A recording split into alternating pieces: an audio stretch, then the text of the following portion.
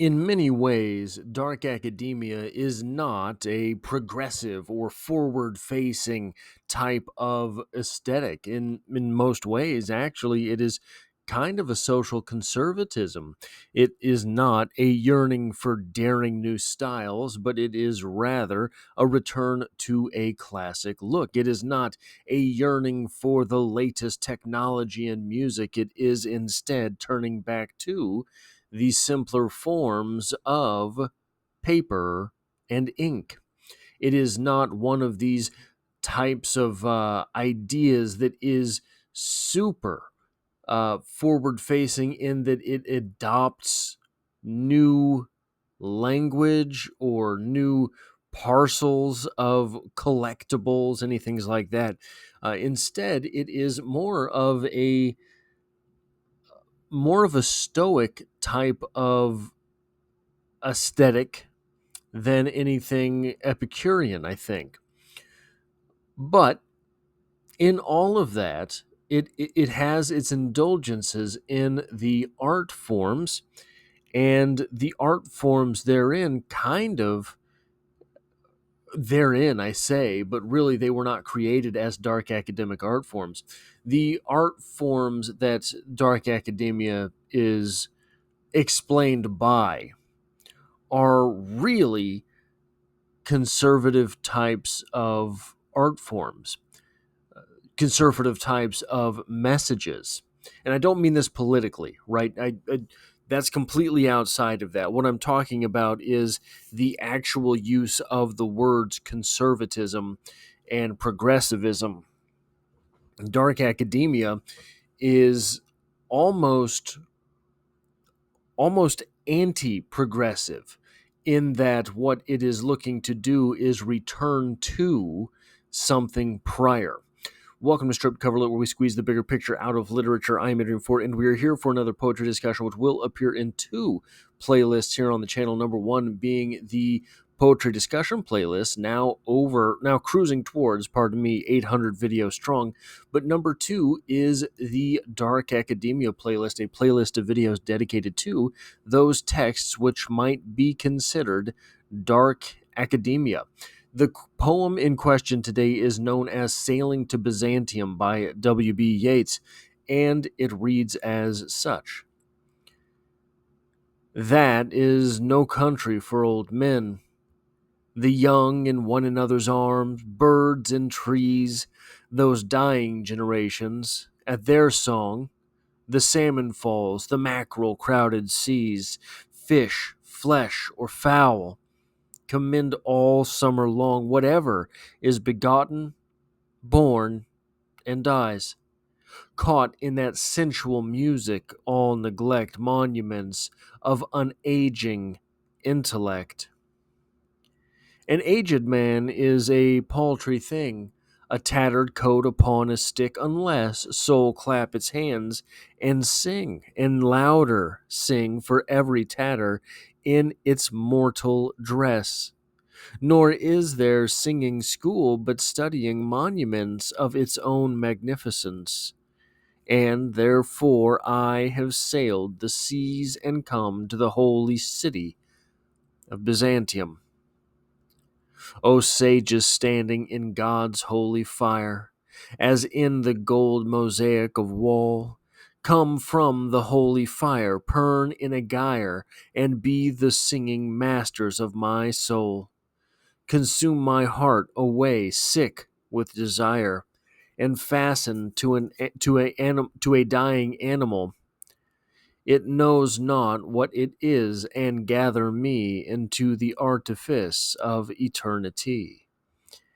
Once out of nature, I shall never take my bodily form from any natural thing, but such a form as Grecian goldsmiths make of hammered gold and gold enameling, to make a drowsy emperor awake, or set upon a golden bow to sing to lords and ladies of Byzantium of what is past or passing or to come. So, what do we have here? We have four stanzas. In the first stanza, our speaker is criticizing this country that is not for old men. It is for the young. It is for the young in sensual terms in one another's arms. That is not what our speaker is. That is not who he is.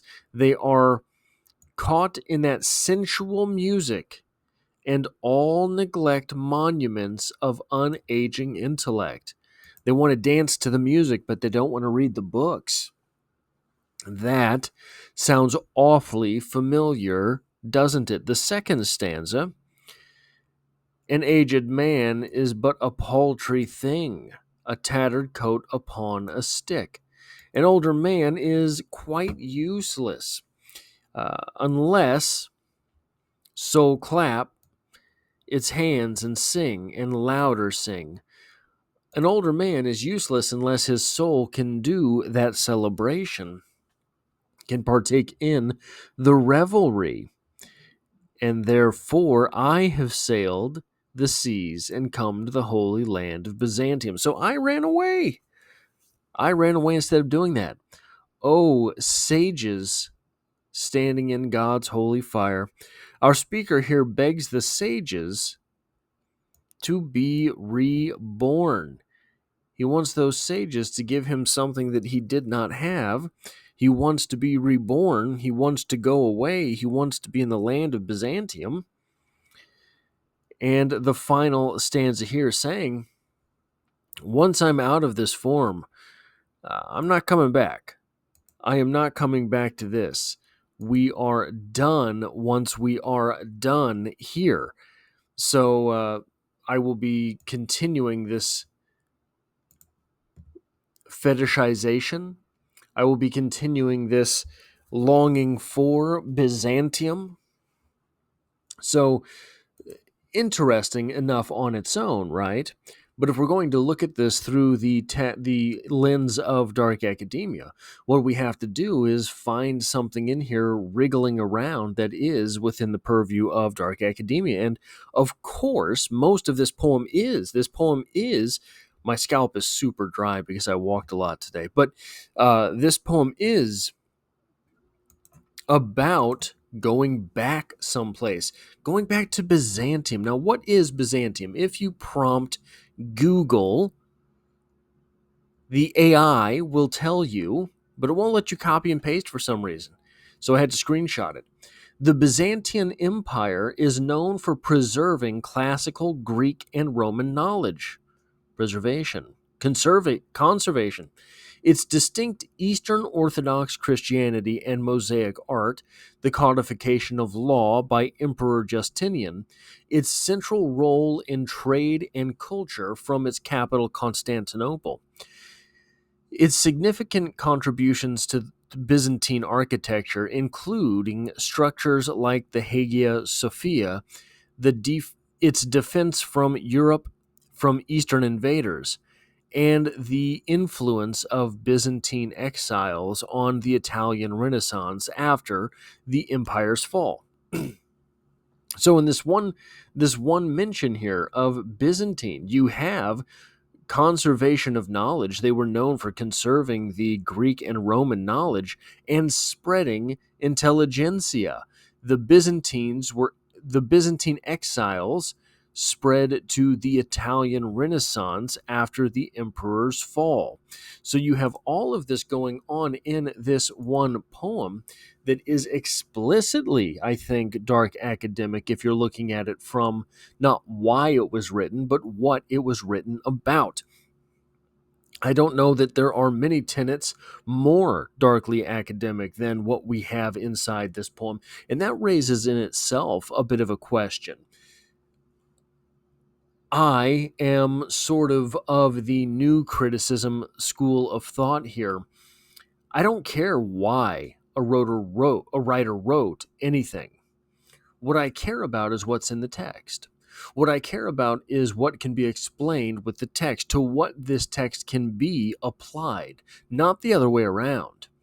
And I think that that is something to which we have to return, and we have to defend it ardently, because that was one of the original tenets of English literature of literature as an art form is that it has inside it what's inside it, whether what's inside it was planted there by a writer or not. And I think we are moving into a place where one side, if we're going to politics, one side of things is perverting this in the way that they are saying everything is in every text. I don't think that much is true. The other side is prescriptive in its description of literature, saying everything was written for a reason. Then that reason has to be evident towards the reader, right? So I think that we would, as dark academics, do well to keep the side of things that whatever you can prove is in a text is what you can prove is in a text versus the other way around. And certainly versus the other way of things that you can just say a text means whatever you want. Anyway, guys, that is what I have for this video. If you like or appreciate what it is that I do here, hitting the like button really does help me out, as it tells YouTube to share this video with other literature lovers. If you find yourself here by chance but not design, literature is the only thing I talk about on the channel. There's poetry every Monday, and as always, I hope to have you back for the next one.